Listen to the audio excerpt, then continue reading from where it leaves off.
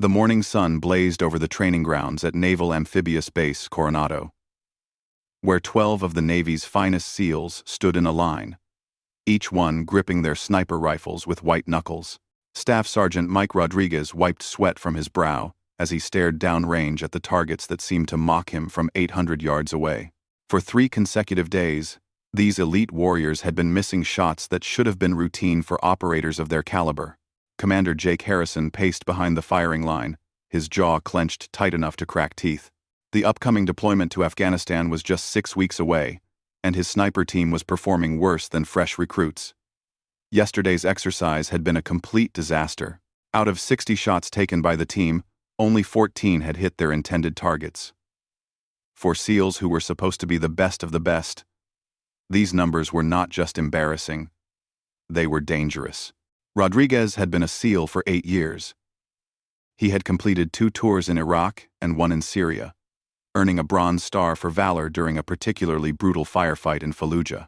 His hands, usually steady as stone when handling weapons, now trembled slightly as he adjusted his scope for what felt like the 100th time that morning. The familiar weight of his Mk11 sniper rifle, which had once felt like an extension of his own body, now seemed foreign and uncooperative. Next to him, Petty Officer First Class Danny Chen was having his own struggles. Chen had graduated top of his sniper school class 3 years ago and had never missed a qualification shot until this week. His normally confident demeanor had cracked, replaced by frustration that showed in every tense muscle of his compact frame. He had spent the previous night cleaning his rifle until every component gleamed, convinced that some mechanical issue was causing his misses. The problem had started during a routine training exercise the previous Monday. The team had been practicing long-range precision shooting, a skill that could mean the difference between mission success and catastrophic failure in the field. These weren't green recruits struggling with basic marksmanship. These were seasoned operators who could typically place bullets within inches of their target from distances that would challenge Olympic shooters. Commander Harrison had initially blamed external factors. The wind conditions that day had been tricky, with gusts coming from multiple directions. The temperature had fluctuated throughout the morning, which could affect bullet trajectory. But as the misses continued through Tuesday and Wednesday, it became clear that something more fundamental was wrong. Each SEAL had different theories about what was causing the problem. Some blamed their equipment, meticulously checking and rechecking their rifles and scopes. Others suspected that recent changes to their ammunition might be the culprit. A few wondered if the stress of their upcoming deployment was affecting their concentration and breathing techniques. Sergeant First Class Tony Williams, a veteran with 12 years of service, had even suggested that they might be overthinking their shots. Williams had seen younger operators fall into mental traps before, where excessive analysis paralyzed their natural shooting instincts. But this theory didn't explain why the entire team was affected simultaneously. The training schedule had been modified to include extra range time, but the additional practice only seemed to make things worse. Each missed shot further eroded the team's confidence, creating a negative feedback loop that was difficult to break. Harrison had considered calling in outside instructors, but his pride as a unit leader made him reluctant to admit that his team needed help. The stakes were higher than just training scores or unit pride. In 6 weeks, this team would be operating in the mountains of Afghanistan, where precision shooting could be the difference between completing their mission and coming home in body bags. The enemy fighters they would face were skilled, determined, and intimately familiar with the terrain. There would be no room for error when lives depended on every shot. As Wednesday's training session concluded with another dismal performance, Harrison made a decision that surprised everyone, including himself. He had heard rumors about a civilian contractor who worked with various military units on specialized training problems. The contractor's methods were unconventional, and some of the stories he had heard seemed almost too incredible to believe. But desperate times called for desperate measures. That evening, Harrison placed a call to his contact at the Pentagon. After explaining the situation and swallowing a considerable amount of pride, he requested assistance from any available specialist who might be able to help his team overcome their shooting problems. He expected to be assigned another military instructor or perhaps a retired sniper with extensive experience. The response he received the following morning was not what he had anticipated. A civilian contractor would indeed be arriving to work with his team. But this contractor was not the grizzled veteran soldier he had expected. Instead, he was informed that someone named Alex Morgan would be arriving Friday morning to assess the situation and begin remedial training. Harrison spent Thursday researching this Alex Morgan, but found surprisingly little information available through normal military channels. What he did discover intrigued and puzzled him in equal measure. Morgan had worked with multiple special operations units across different branches of the military, with consistently positive results. However, the specific methods used were classified, and the few testimonials he found were vague but enthusiastic. Friday morning arrived with the kind of crisp, clear weather that was perfect for shooting. Harrison had assembled his 12-man sniper team at 0600, prepared to meet their new instructor and hopefully begin solving the mystery of their missing marksmanship skills. The men stood at attention, their rifles cleaned and ready, their uniforms pressed despite the early hour. At exactly 0630, a dusty pickup truck pulled through the base gates and drove toward the training area. Harrison watched through binoculars as the vehicle approached, expecting to see a typical military contractor emerge, probably a middle-aged man with obvious military bearing and years of combat experience written across weathered features. Instead, the person who stepped out of the truck was someone who challenged every assumption Harrison had made about their incoming instructor. Alex Morgan was a woman, appearing to be in her early 30s, with shoulder-length auburn hair pulled back in a practical ponytail. She wore civilian clothes, jeans, boots, and a simple flannel shirt that marked her immediately as an outsider in this world of military uniforms and rigid protocols. The SEALs exchanged glances, some trying to hide their surprise and others making no effort to conceal their skepticism. Rodriguez muttered something under his breath that Harrison chose not to hear, while Chen simply stared in obvious confusion.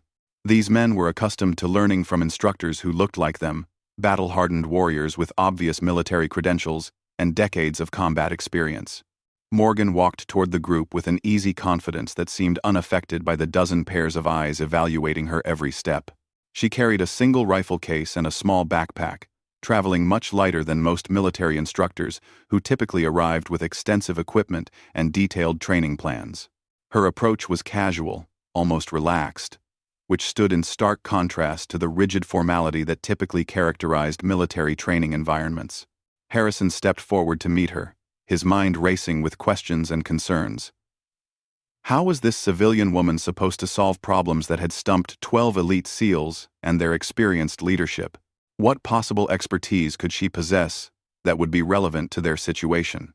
And perhaps most importantly, how was his team supposed to respect and learn from someone who looked like she belonged in a coffee shop rather than on a military base? As Morgan approached, Harrison noticed something in her eyes that gave him pause. Despite her casual appearance and civilian clothing, there was an intensity and focus in her gaze that was unmistakably familiar. He had seen that same look in the eyes of his most experienced operators. A calm confidence that came from knowing exactly what you were capable of accomplishing, regardless of what others might think or expect. She extended her hand in greeting, her grip firm and direct. When she spoke, her voice was clear and professional, with no trace of hesitation or uncertainty. She thanked Harrison for requesting her assistance and asked for a brief summary of the problems his team had been experiencing. As she listened to his explanation, she nodded thoughtfully, asking occasional questions that demonstrated a deep understanding of the technical aspects of precision shooting. The SEALs listened to this exchange with a mixture of curiosity and continued skepticism. Some were impressed by her apparent knowledge of their field, while others remained convinced that book learning was no substitute for actual combat experience. The tension in the group was palpable as they waited to see how this unusual situation would unfold. Morgan finished her conversation with Harrison and turned to address the assembled SEALs directly. She introduced herself simply, without listing credentials or attempting to establish her authority through intimidation or displays of superior knowledge. Instead, she asked each team member to describe their recent shooting experiences and explain what they believed might be causing their difficulties. As the men shared their frustrations and theories, Morgan listened attentively, without interrupting or offering immediate solutions. Her approach was markedly different from most military instructors, who typically began training sessions by demonstrating their expertise and establishing clear hierarchies. Instead, she seemed genuinely interested in understanding each individual's perspective and experience. When the introductions were complete, Morgan suggested that they begin with a simple shooting exercise so she could observe the team's current performance firsthand. The SEALs took their positions on the firing line, loaded their rifles, and prepared to demonstrate the same problems that had been plaguing them all week. As they settled into their shooting positions, each man wondered what this civilian instructor would be able to see that their own experienced leadership had missed. Alex Morgan stood behind the firing line with a pair of binoculars, watching as the 12 SEALs settled into their shooting positions. The morning air was still and perfect for precision shooting, with virtually no wind to complicate their shots. Commander Harrison stood beside her, clearly anxious to see whether she could identify problems that had eluded his own experienced eye. Rodriguez was the first to fire, his shot missing the target by nearly 6 inches to the left. He immediately began adjusting his scope, muttering about wind drift that didn't exist in the calm conditions. Chen followed with a shot that went high and right, prompting him to check his rifle's action for mechanical problems that weren't there. One by one, each SEAL fired with similar results, shots scattered around the targets with no consistent pattern. Morgan observed silently, making notes in a small notebook, but offering no immediate comments or suggestions. Her calm demeanor contrasted sharply with the growing frustration visible in the shooter's body language. After watching the first round of shots, she asked each man to fire 2 more rounds, continuing to observe and document what she saw. By the end of the exercise, the results were predictably poor. Out of 36 shots fired by the team, only 9 had hit within the acceptable accuracy zone. The SEALs began cleaning their rifles and discussing possible equipment issues, but Morgan interrupted their analysis with a simple request. She asked Rodriguez if she could examine his rifle and scope setup. He handed over his Mk-11, somewhat reluctantly, clearly protective of his personal weapon. Morgan quickly field-stripped the rifle, examined each component carefully, and reassembled it with practiced efficiency. Her movements were confident and precise, demonstrating a familiarity with the weapon system that surprised the watching SEALs. After inspecting the rifle and testing the scope's tracking, Morgan announced that the equipment was functioning perfectly. The scope was properly mounted and zeroed, the rifle's action was smooth and consistent, and the ammunition was high-quality match-grade rounds. She repeated this process with Chen's rifle and Williams's weapon, reaching the same conclusion each time. The SEALs exchanged uncertain glances. If their equipment wasn't the problem, and the weather conditions were ideal, what could possibly be causing their accuracy issues? Morgan seemed to read their thoughts and asked permission to fire a few shots herself, using Rodriguez's rifle. Harrison nodded his approval, curious to see what this civilian contractor could accomplish with the same equipment that had been producing such poor results. Morgan approached the firing line and assumed a prone shooting position with fluid movements that immediately caught the attention of every SEAL present. Her body alignment was textbook perfect, and she settled into the position with a stillness that spoke of extensive training and experience. She made a few minor adjustments to the scope and spent several minutes studying the target through her optics. When she finally squeezed the trigger, the result was immediate and impressive. The bullet struck the target dead center, exactly where she had been aiming. Without comment, she fired 2 more rounds in quick succession, each one striking within inches of her first shot. The tight group she created on the target was exactly what the SEALs should have been producing with their level of training and experience. A murmur ran through the assembled SEALs. Chen shook his head in disbelief, while Williams stepped closer to get a better view of the target through his binoculars. Rodriguez stared at his rifle as if it had somehow betrayed him by performing perfectly for someone else. The demonstration had effectively eliminated equipment malfunction as a possible explanation for their poor shooting. Morgan stood up from the firing position and handed the rifle back to Rodriguez with a slight smile. She asked the team to gather around while she shared her observations from watching their shooting. Her approach was methodical and detailed, but delivered in language that was clear and non-threatening. She began by explaining that marksmanship was fundamentally about consistency and repeatability. Every aspect of the shooting process needed to be executed identically from shot to shot, creating a system that could produce predictable results. Small variations in any element of the process would be magnified at longer ranges, turning minor inconsistencies into major accuracy problems. The SEALs nodded along with this explanation, which was basic marksmanship theory that they had all learned years earlier. However, Morgan continued by pointing out specific inconsistencies she had observed in their shooting. Rodriguez had been placing his supporting hand in slightly different positions for each shot, creating variations in how his rifle was supported. Chen was breathing differently between shots, sometimes holding his breath longer or shorter than optimal. Williams had been gripping his rifle with varying pressure, unconsciously adjusting his hold based on his frustration level with previous shots. Several other team members were making subtle changes to their shooting positions between shots, shifting their body weight or adjusting their leg positions in ways that affected their stability. These observations surprised the SEALs, who prided themselves on their attention to detail and consistent technique. Morgan explained that these small variations were normal and happened to all shooters, but they became more pronounced under stress or when confidence was shaken. The poor shooting earlier in the week had created a cycle where frustration led to overthinking, which caused technique to break down further.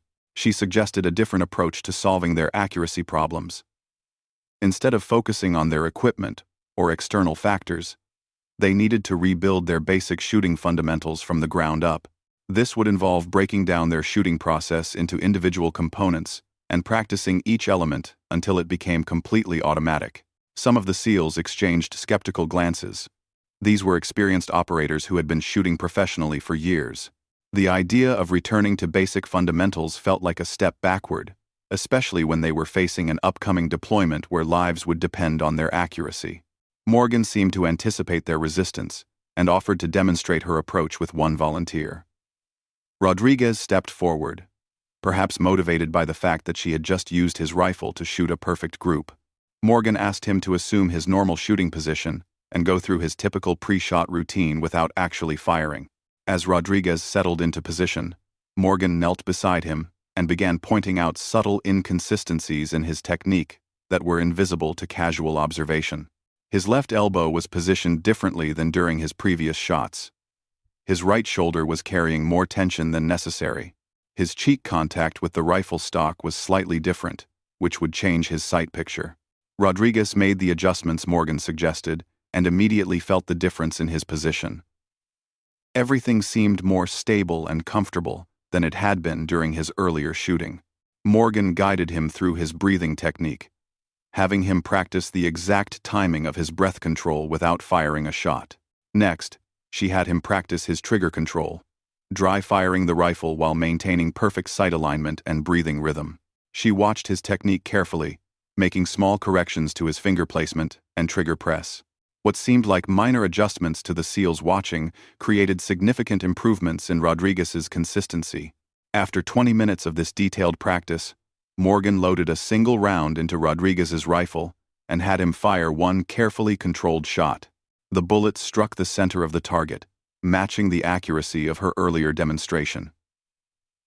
Rodriguez stared at the target in amazement, then looked down at his rifle as if seeing it for the first time. The success of this single shot captured the attention of every SEAL present. Chen immediately volunteered to be the next student, followed quickly by Williams and the other team members. Morgan worked with each shooter individually, identifying and correcting the specific technical flaws that were affecting their accuracy. The process was methodical and time-consuming, but the results were immediate and dramatic. Each SEAL who received Morgan's individual attention saw immediate improvements in their shooting accuracy. More importantly, they began to understand how small variations in their technique were creating their accuracy problems. As the morning progressed, Morgan introduced several training exercises designed to rebuild and reinforce proper shooting fundamentals. These drills focused on creating consistent, repeatable movements that would become automatic under stress. Some exercises involved dry firing practice to perfect trigger control, Others emphasized breathing techniques and natural point of aim. One particularly effective drill required the SEALs to assume their shooting positions with empty rifles, then hold those positions for extended periods while focusing on perfect form. This exercise revealed additional technique problems that weren't obvious during live firing, such as gradual position shifts and muscle tension that accumulated over time. The SEALs found themselves working harder during these basic drills than they had during their previous live fire sessions. The mental concentration required to maintain perfect consistency was exhausting, but the results spoke for themselves. When they returned to live firing after lunch, their accuracy had improved dramatically. Rodriguez's first 5-shot group measured less than 2 inches at 800 yards, a significant improvement over his scattered shots from earlier in the week. Chen managed to place 4 out of 5 shots within a 1-inch group, with his single flyer still hitting well within the acceptable accuracy zone. Williams and the other team members showed similar improvements, transforming from frustrated shooters into confident marksmen within a single training day. The transformation was remarkable. But Morgan cautioned against overconfidence. She explained that their improved accuracy was the result of conscious attention to technique details that needed to become completely automatic. The real test would come when they could maintain this level of accuracy while under stress or when distracted by other factors. To illustrate this point, Morgan introduced stress-inducing elements into their afternoon training. The SEALs had to complete physical exercises before shooting, fire from uncomfortable positions, and engage targets while dealing with simulated distractions. Initially, their accuracy suffered as they struggled to maintain their improved technique under these challenging conditions. However, Morgan's systematic approach proved its value during these stress tests. The SEALs who had internalized the fundamental improvements were able to maintain good accuracy even when challenged. Those who were still thinking consciously about their technique showed greater performance degradation under stress. As the day concluded, Commander Harrison was amazed by the transformation in his team's shooting performance. The same rifles and ammunition that had produced terrible accuracy earlier in the week were now delivering precision that exceeded their normal standards. More importantly, his SEALs had regained the confidence that was essential for effective performance in combat situations. Morgan gathered the team for a final briefing before departing. She emphasized that their improved shooting was not the result of any secret techniques or special equipment. Instead, it came from returning to fundamental principles and executing them with absolute consistency. She provided each SEAL with a detailed training plan for maintaining and further developing their newly refined skills.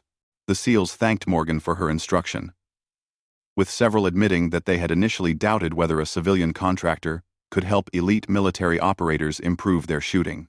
Her unconventional approach and obvious expertise had won their respect and delivered results that justified Harrison's decision to request outside assistance.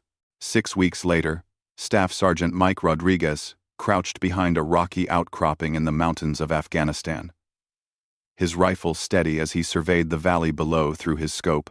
The mission had taken an unexpected turn when their target, a high-value terrorist leader, had appeared at a compound 2 kilometers away from their planned observation post.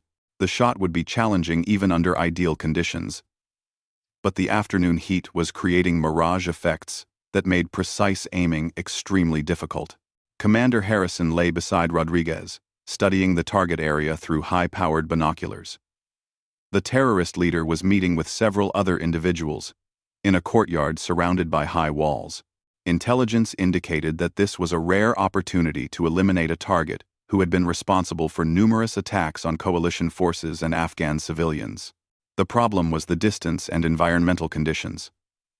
At 1,200 yards, this would be one of the longest shots any of Rodriguez's team had attempted in combat. The heat shimmer rising from the sun-baked rocks made target identification challenging, and variable winds in the valley below would affect bullet trajectory in unpredictable ways.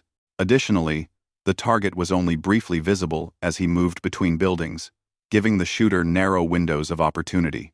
Rodriguez felt calm and confident as he prepared for the shot, a stark contrast to the anxiety that had plagued him during training exercises just weeks earlier.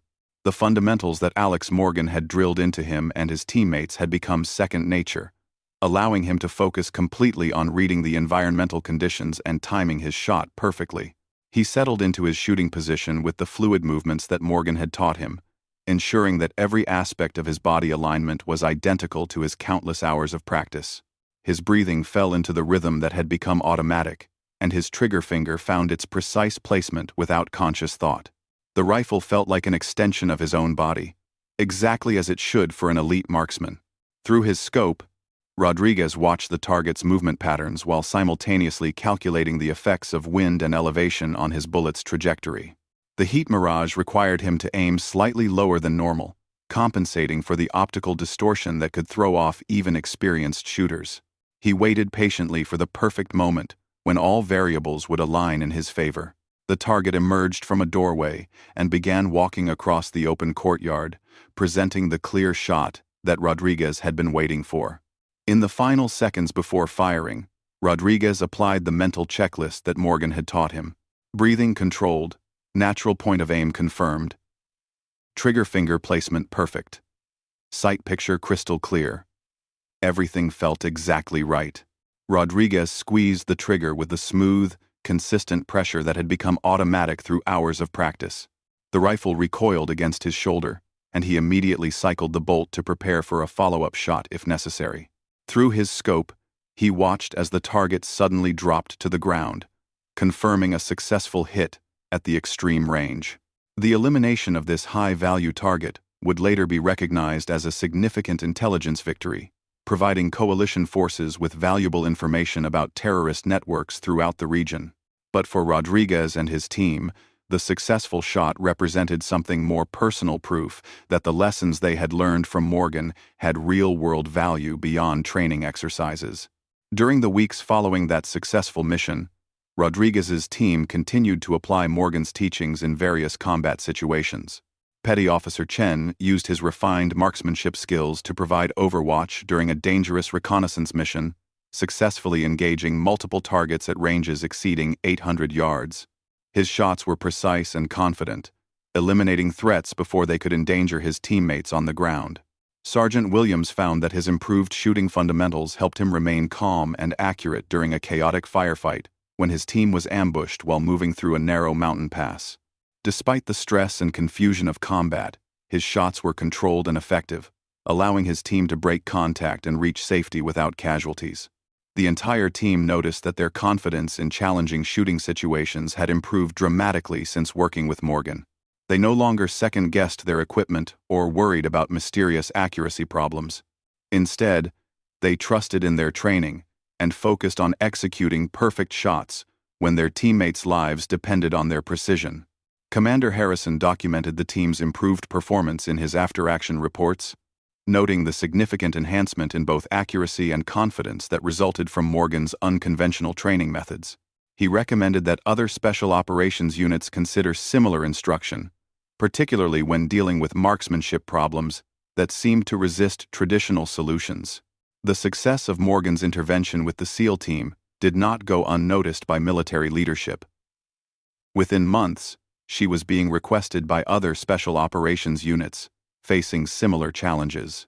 Army Rangers, Marine Force reconnaissance teams, and Air Force special operations units all sought her expertise when their own marksmanship programs needed enhancement.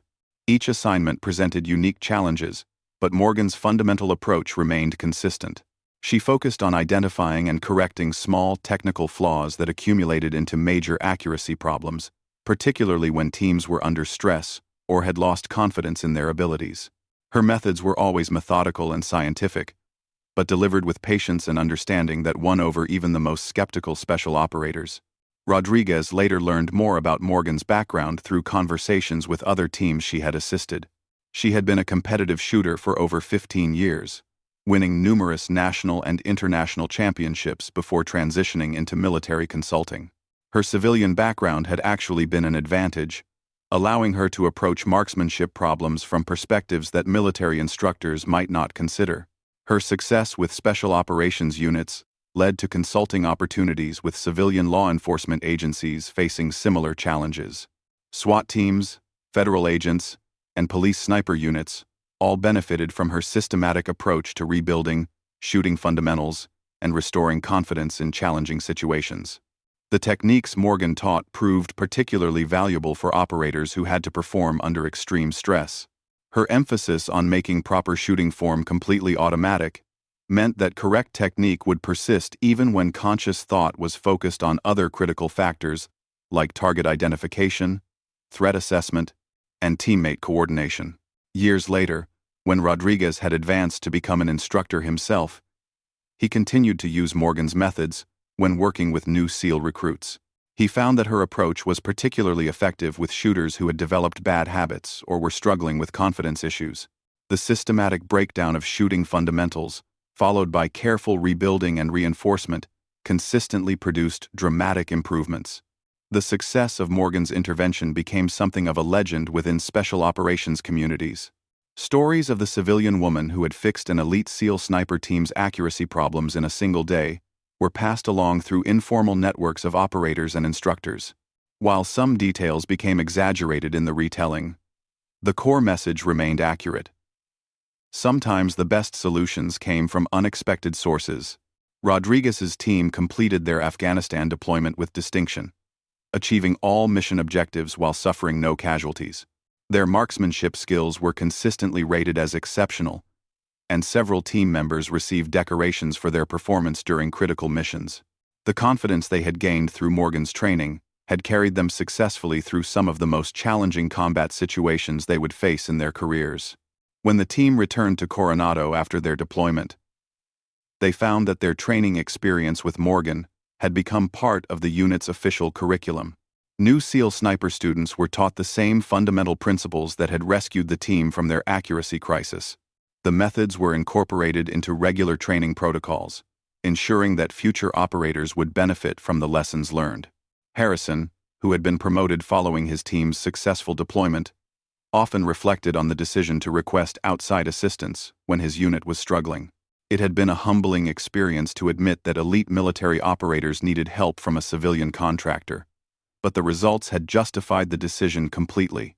The lesson was clear: expertise could come from unexpected sources, and effective leaders needed to remain open to unconventional solutions. The story of Morgan's intervention with the SEAL team became a case study in military training programs, illustrating the importance of returning to fundamental principles when complex problems seemed resistant to obvious solutions. It demonstrated that sometimes the most effective approach was not to add complexity or seek external explanations, but to strip away complications and focus on perfect execution of basic skills. Rodriguez continued his military career for several more years before retiring to pursue civilian opportunities. Throughout that time, he maintained the shooting skills that Morgan had helped him rediscover, and he never again experienced the confidence crisis that had threatened his team's mission readiness. The lessons he learned during that single day of training remained with him for the rest of his career, influencing not just his marksmanship, but his approach to solving problems and overcoming challenges in all aspects of military service. The impact of Morgan's work extended far beyond that single SEAL team. Her methods influenced marksmanship training programs throughout the military, leading to improved accuracy standards and more effective instruction techniques. The principles she taught became part of the standard curriculum for special operations units, ensuring that future generations of elite operators would benefit from her insights and experience. The story serves as a reminder that expertise can come from unexpected sources, and that even elite military units can benefit from outside perspectives when facing challenging problems. It also demonstrates the importance of maintaining an open mind and being willing to accept help when traditional approaches are not producing desired results. Most importantly, it shows how returning to fundamental principles and perfect execution can solve problems that seem mysteriously complex on the surface.